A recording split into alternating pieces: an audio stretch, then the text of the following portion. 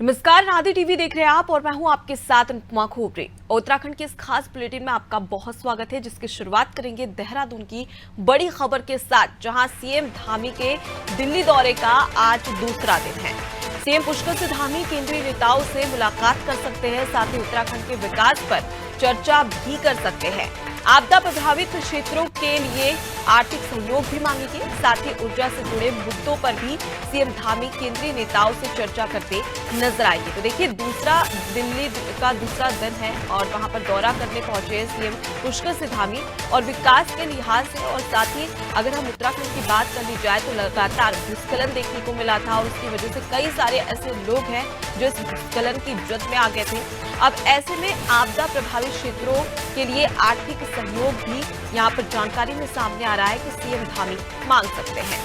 तो बेहद ही खास दौरा माना जा सकता है विकास को लेकर, और साथ ही साथ लोकसभा चुनाव के मद्देनजर भी कहीं ना कहीं एक विशेष बैठक के साथ ही नेताओं से बातचीत की जा सकती है कि किस प्रकार से उत्तराखंड में जो 5 लोकसभा सीट है उसमें 2024 के लोकसभा चुनाव के मद्देनजर किस प्रकार से उत्तराखंड में तैयारी की जा सके, विकास को लेकर भी यहाँ पर चर्चा की जा सकती है। ज्यादा जानकारी लेंगे, हमारे साथ में हमारे संवाददाता सोनू सिंह जुड़ गए। सोनू, आज सीएम पुष्कर सिंह धामी के दिल्ली दौरे का दूसरा दिन है और काफी खास माना जा रहा है, क्योंकि विकास के लिहाज से, आपदा प्रभावित क्षेत्रों के लिहाज से और चुनावी लिहाज से ये दौरा काफी अहम माना जा सकता है। देखिए,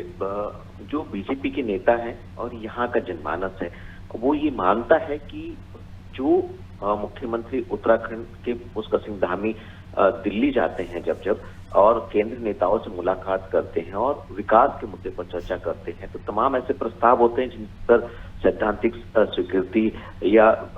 उनको स्वीकृति प्रदान करने की अनुरोध जब करते हैं, तो उस पर कहीं ना कहीं जब केंद्रीय नेतृत्व जो है अपनी सहमति प्रदान कर देता है तो एक सौगात के तौर पर उत्तराखंड में कुछ चीजें लेकर के वापस लौटते हैं। और एक बार फिर से यही उम्मीद जगी है, चूंकि जब केंद्रीय नेताओं से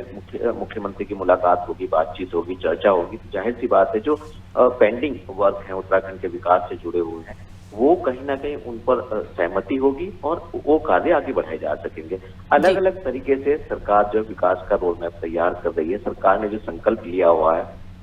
कि आने वाले समय में उत्तराखंड जो है देश के अन्य राज्यों की से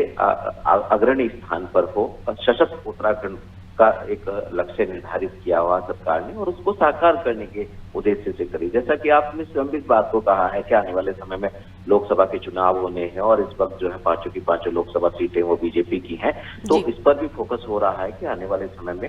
एक बार फिर से जनादेश जो है वो पूरी तरह से बीजेपी को मिले और इसमें राज्य और केंद्र सरकार दोनों ही जन कल्याणकारी योजनाओं को जन जन तक पहुंचाने का लगातार प्रयास कर रही है। अगर हम आपदा की बात करें, अगर हम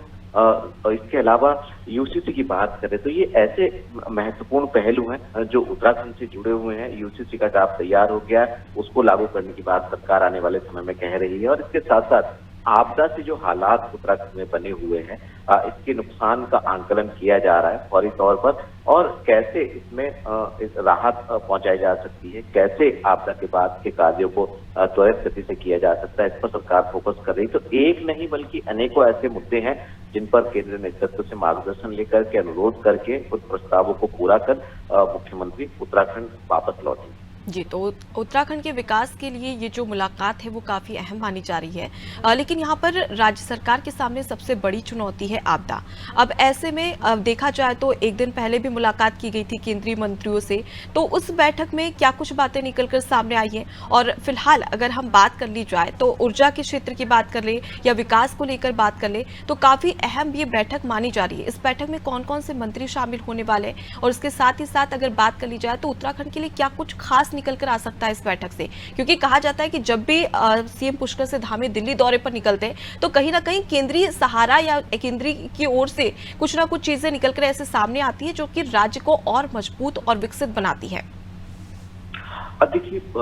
ऊर्जा का सेक्टर जो है काफी बड़ा सेक्टर है और इसमें क्योंकि तमाम ऐसी जल विद्युत परियोजनाएं हैं जो न सिर्फ राज्य सरकार के अधिकार क्षेत्र में बल्कि केंद्र सरकार के सहयोग से इन योजनाओं को आगे बढ़ाया जा रहा है और विद्युत उत्पादन की अपार संभावनाएं हैं। और ऐसे में टिहरी डैम आप जानते ही हैं कितनी बड़ी तादाद में जो विद्युत का उत्पादन हो रहा है। तो कहीं ना कहीं देश को रोशन करने में टिहरी डैम का भी बड़ा एक योगदान है। तो ऊर्जा सेक्टर से संबंधित कुछ प्रस्ताव हैं, इन प्रस्तावों पर मुख्यमंत्री जो है वो केंद्रीय ऊर्जा मंत्री से चर्चा करेंगे और ये उम्मीद की जा रही है कि जो प्रस्ताव है इन पर जो स्वीकृति है वो प्रदान हो जाएगी तो और ऊर्जा का सेक्टर जो है वो मजबूत होगा। इसके अलावा आने वाले समय में सरकार जो है वो एक ग्लोबल इन्वेस्टर समिट आयोजित करने जा रही है। तो उत्तराखंड की आर्थिकी को मजबूत करने के उद्देश्य से सरकार ये कोशिश कर रही है कि इससे रोजगार के नए नए साधन भी सृजित होंगे और रोजगार के साथ साथ यहाँ की आर्थिकी बढ़ेगी और यहाँ का पर्यटन जो है वो बढ़ेगा। तो इसके लिए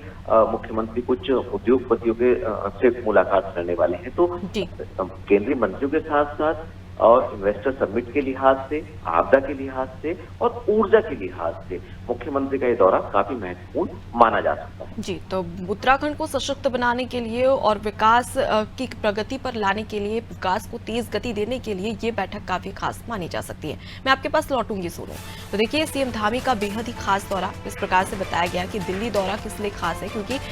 विकास को लेकर बातचीत की जाएगी, उसके साथ ही ऊर्जा से जुड़े कई सारे ऐसे मुद्दे हैं जिस पर बातचीत की जाएगी और साथ ही सबसे बड़ी परेशानी है यहाँ पर आपदा। कई सारे ऐसे क्षेत्र उत्तराखंड में जो कि आपदा प्रभावित है, तो उनके लिए आर्थिक सहयोग भी राज्य सरकार केंद्र सरकार से मांगने वाली है।